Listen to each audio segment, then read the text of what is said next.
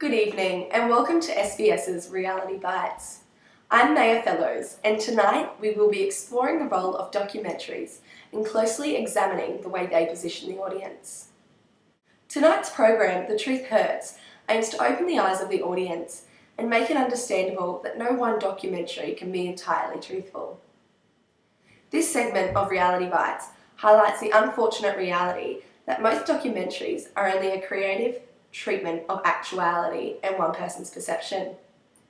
Documentaries often show one side of a story, hence they cannot be completely truthful because it is merely opinion. The studied documentary for tonight's episode is called The Cove. It is an animal-based documentary focusing on the annual dolphin slaughter in Japan, but there is much more presented in this movie-length documentary. It analyses and questions the dolphin hunting culture and methods demonstrated by the Japanese.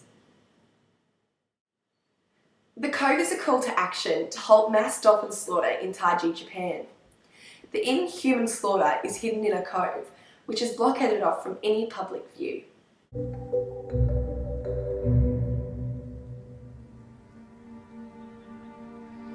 The secret cove is a natural fortress. It's surrounded on three sides by steep cliffs. There's several tunnels that you need to get through to get there. High fences, surrounded by razor ribbon. I've traveled all over the world throughout my entire life, and the coastline is majestic. It's astounding to think that this horror happens in one of the most beautiful places. This is not the only issue addressed throughout the intriguing doco. It also tackles the matter of overfishing and the issues the world will soon face if overfishing is not monitored. We are pulling the fish out of the ocean at such a rate and eroding and diminishing our marine ecosystems so bad that the whole thing could collapse. Also that the dolphin meat they are false listing and secretly feeding to children as a hidden school lunch ingredient is highly dosed with the most toxic substance to man, mercury. They're getting this in a form of propaganda. They're not being told that the free lunch meat that their children are getting are contaminated with high levels of mercury. The most interesting twist is that the lead activist behind this mission to expose the truth to the world, Richard O'Barry, was a former dolphin trainer, which is something he now highly discourages. I knew then they were self-aware. And when you become conscious of this non-human intelligence, you realize after a while they don't really belong in captivity. But I didn't do anything about it. Rick narrates some parts throughout the documentary. He gives outright facts, while amazing footage is playing. For example,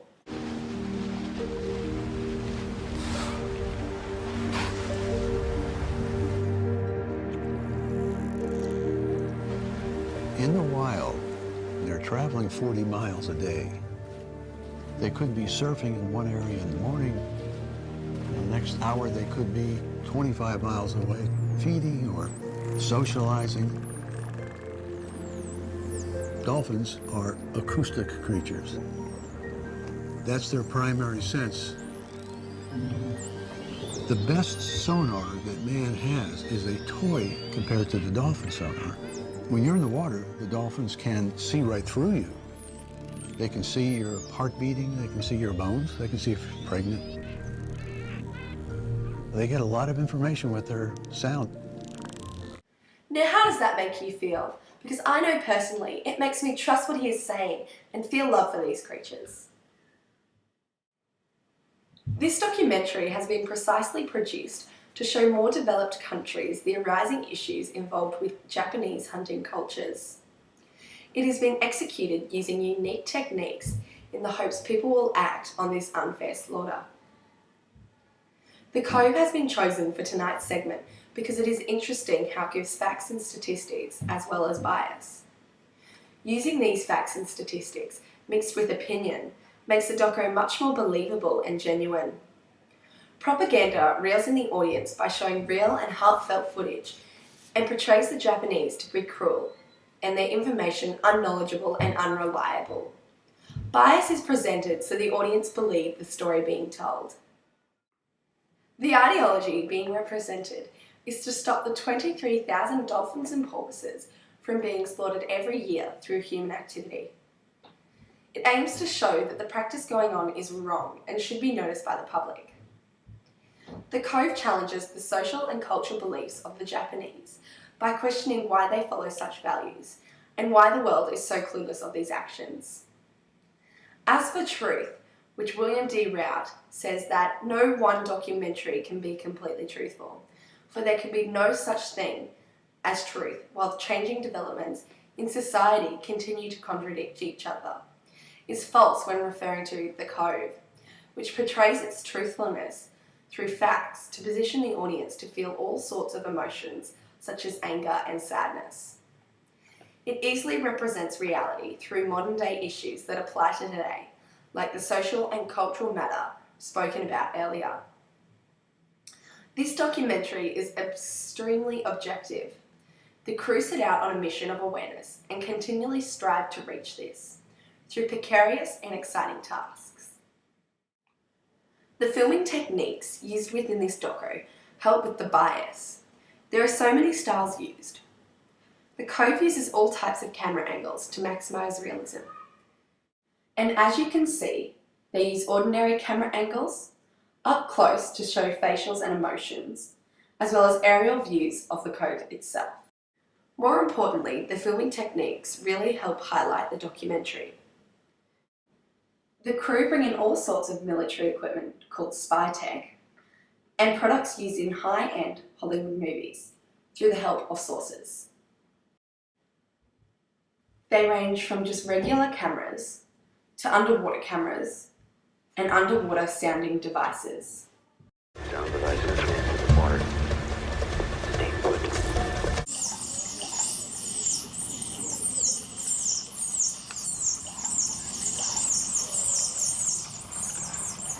That's an eerie sound, isn't it?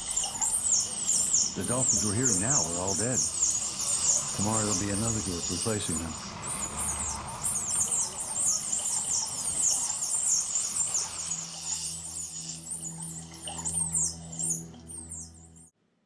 Night cameras and heat sensing cameras are also used to help make the documentary to seem more risky and so they can execute the mission without being caught in the night time.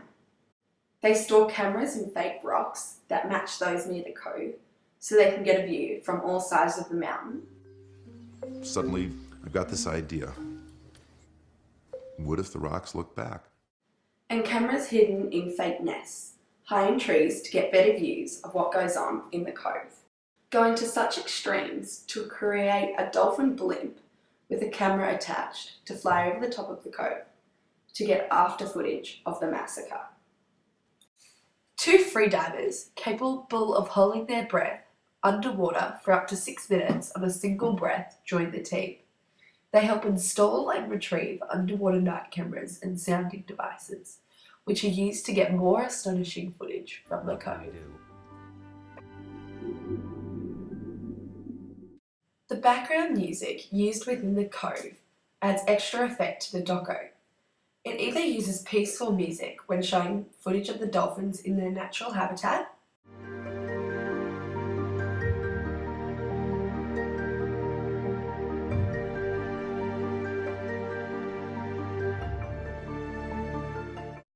or more dramatic music to emphasize the tension.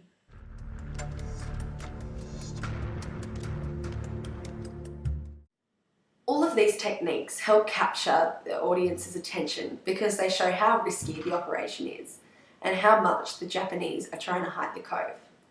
Also, the traumatizing slaughter of the dolphins.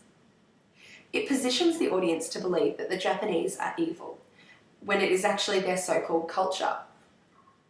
If this is their culture, there would be consistency through the information they give out, rather than the story changing all the time. For example, recently, killing method has been improved substantially, and the fishermen in Taiji are using specific made knife and put it to the spine, and then most of the animals are killed instantly. killed instantly. Yes. And if they were killed other than this method, would that be cruel? As I told you, I don't want to talk about if stories. Okay, I want to show you some video that I just saw. Mhm.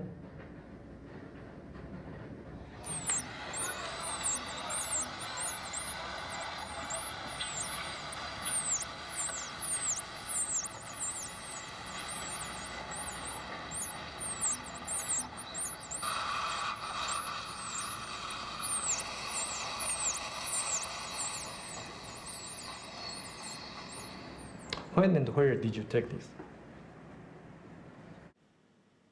They then wouldn't be afraid or ashamed of what the world would think if the truth did get out. All of this helps with the reader positioning and propaganda because it is clearly noticed by the audience, which makes us believe the director's version of truth.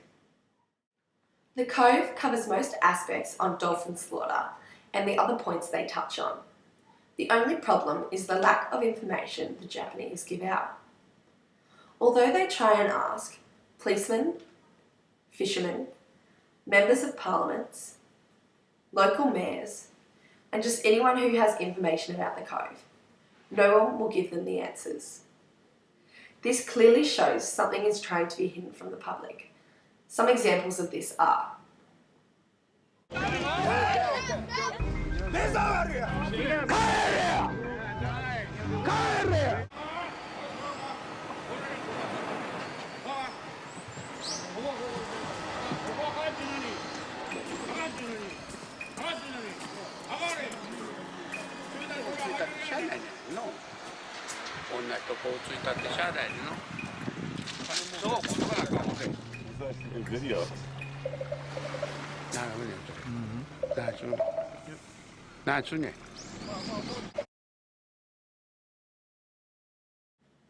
We are therefore led to make the assumption to believe the Western culture's story because the Japanese didn't reveal any information for us to acknowledge.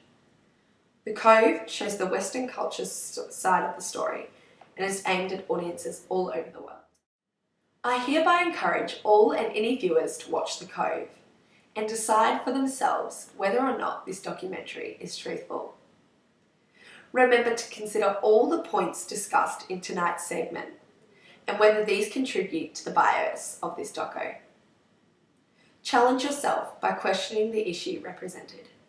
Thank you for watching SBS. I'm Naya Fellows. See you next week.